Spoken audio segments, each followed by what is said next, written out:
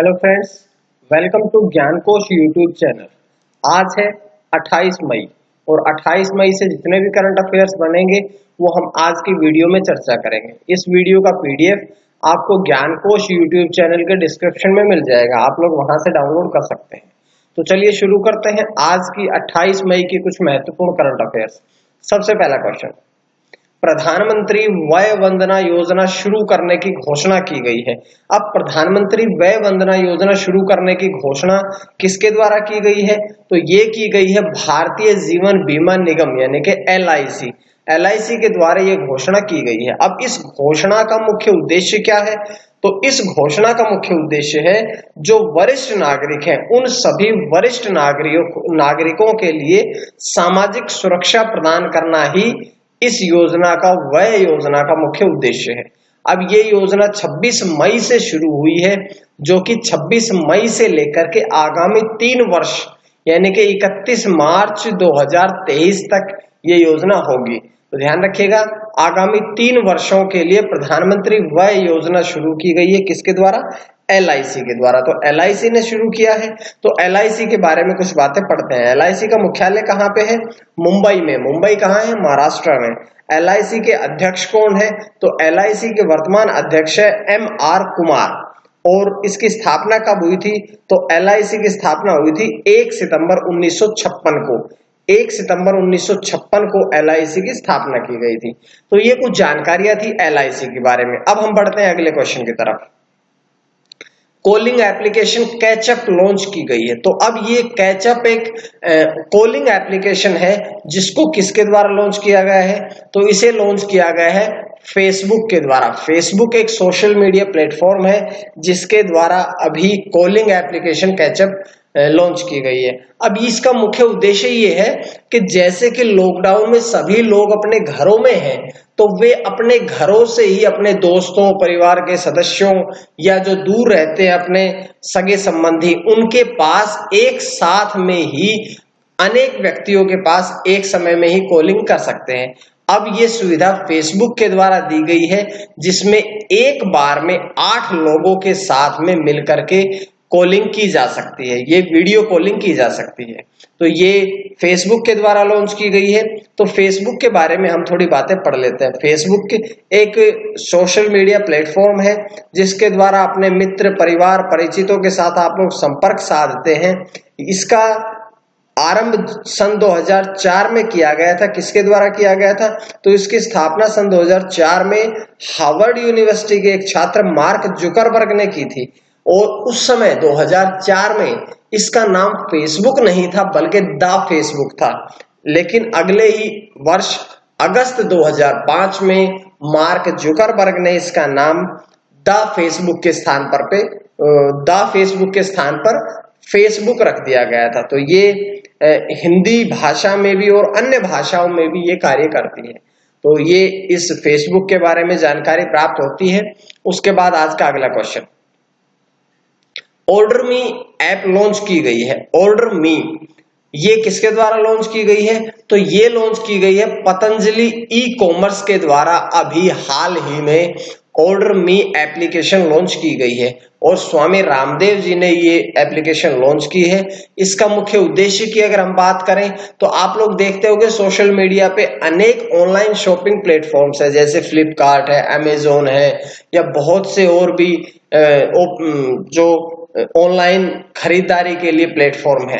अब इसका मुख्य उद्देश्य, ऑर्डर मी ऐप का मुख्य उद्देश्य है कि भारतीय उत्पादों को बढ़ावा देना। कि जितने भी, जैसा कि प्रधानमंत्री जी ने कहा था कि स्वदेशी अपनाओ, तो इसी योजना को आगे बढ़ाते हुए भारतीय उत्पादों को बढ़ावा देना और जो विदेशी कंपनियां हैं अमेजोन, फ्लिपकार्ट जैसी कंपनियों को पीछे छोड़ना ही ऑर्डर मी ऐप का मुख्य उद्देश्य है।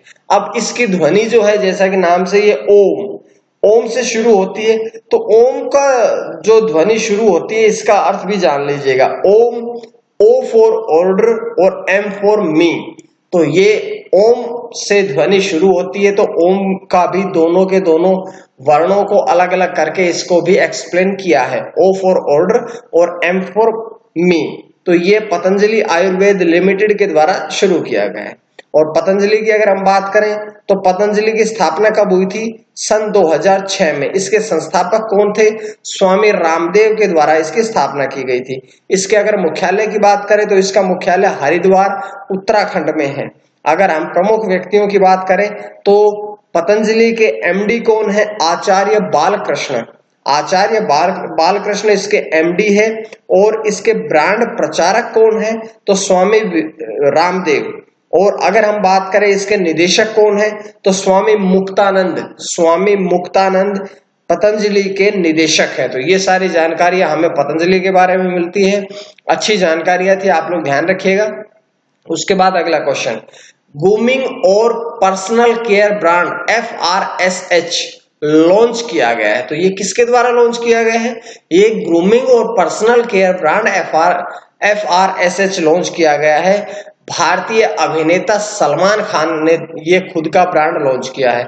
इसके अंतर्गत सबसे पहले सैनिटाइजर का निर्माण किया गया है, क्योंकि वर्तमान समय में अगर हम वर्तमान समय में देखें तो कोविड महामारी से सब कुछ लॉकडाउन है और परेशान है, जिसमें सैनिटाइजर एक ऐसी वस्तु है जिसको आप हाथ बार बार वॉश करके अपने कीटाणु विषाणुओं को, वायरस को समाप्त कर सकते हैं। तो सबसे पहले इसने सैनिटाइजर का निर्माण किया है और सैनिटाइजर के बाद अब ये अन्य वस्तुओं का निर्माण करेंगी, जिसका जो ये सलमान खान का खुद का ही ब्रांड है।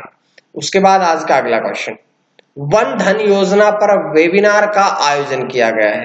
तो वन धन योजना पर वेबिनार का आयोजन किसके द्वारा किया गया है? ये किया गया है राजस्थान सरकार के विज्ञान और प्रौद्योगिकी विभाग के द्वारा। राजस्थान के विज्ञान और प्रौद्योगिकी विभाग के द्वारा वन धन योजना का पर वेबिनार का आयोजन हुआ है। इसमें वन धन योजना लर्निंग फॉर पोस्ट कोविड-19 पर योजना व्याख्यान हुआ, यानी कि जो वेबिनार था उसका मुख्य शीर्षक या उसका मुख्य उद्देश्य क्या था, या किसके बारे में चर्चा हुई थी? तो इसकी चर्चा हुई थी वन धन योजना लर्निंग फॉर पोस्ट कोविड-19 पर इसकी चर्चा हुई थी। अब अगर बात करें तो यह ट्राइफेड और जनजातीय मामलों के मंत्रालय के सहयोग से इसको आयोजित किया गया था। ये ट्राइफेड और जनजातीय मामलों के मंत्रालय के सहयोग से, ऑफ लिखा गया है, ये और है, इसके द्वारा ये आयोजित किया गया है। अब यहाँ जनजातीय मामलों के मंत्रालय के सहयोग से हुआ है, तो जनजातीय आदिवासी मामलों के मंत्रालय ट्राइफेड के प्रबंध निदेशक जो थे प्रवीण कृष्ण इस वेबिनार के मुख्य वक्ता भी थे। अगर हम बात करें कि ये किसके द्वारा लॉन्च किया गया, तो राजस्थान सरकार के विज्ञान और प्रौद्योगिकी विभाग के द्वारा। और अगर बात करें मुख्य वक्ता कौन थे, तो मुख्य वक्ता थे प्रवीण कृष्ण। तो ये जानकारी इसके बारे में मिलती है, लेकिन ये राजस्थान सरकार के द्वारा लॉन्च किया गया है, तो हमने राजस्थान के बारे में काफी दिन से नहीं पढ़ा है, तो राजस्थान के बारे में हम पढ़ लेते हैं। राजस्थान की राजधानी क्या है? जयपुर। राजस्थान में जिले कितने हैं? 33। राजस्थान की राजभाषा क्या है? हिंदी। राजस्थान का गठन कब हुआ था? 1 नवंबर 1956 को। राजस्थान के राज्यपाल कौन है? कलराज मिश्र। और राजस्थान के मुख्यमंत्री की अगर हम बात करें तो अशोक गहलोत है। और एक बहुत इंपॉर्टेंट क्वेश्चन कि अशोक गहलोत कौन सी पार्टी के हैं? तो अशोक गहलोत कांग्रेस पार्टी के हैं। उसके बाद हम बढ़ते हैं अगले क्वेश्चन की तरफ। आर्मी कमांडर सम्मेलन के पहले चरण का आयोजन हुआ। तो पहले चरण का आयोजन कब से कब तक होगा? तो इसका आयोजन होगा 27 मई से शुरू होकर के 29 मई तक, यानी कि 3 दिवसीय आर्मी कमांडर सम्मेलन का आयोजन हुआ है। और इसका दूसरे चरण की अगर हम बात करें तो दूसरा चरण जून 2020 के अंतिम सप्ताह में आयोजित किया जाएगा। वैसे आर्मी कमांडर्स का जो सम्मेलन है ये अप्रैल में आयोजित हो जाना था, लेकिन कोविड-19 के कारण ये संभव ना हो सका और इसे स्थगित कर दिया गया था।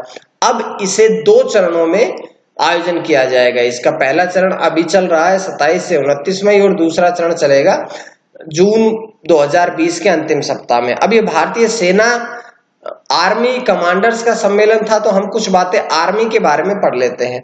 आर्मी का मुख्यालय कहाँ पे है? नई दिल्ली में। आर्मी का आदर्श वाक्य क्या है?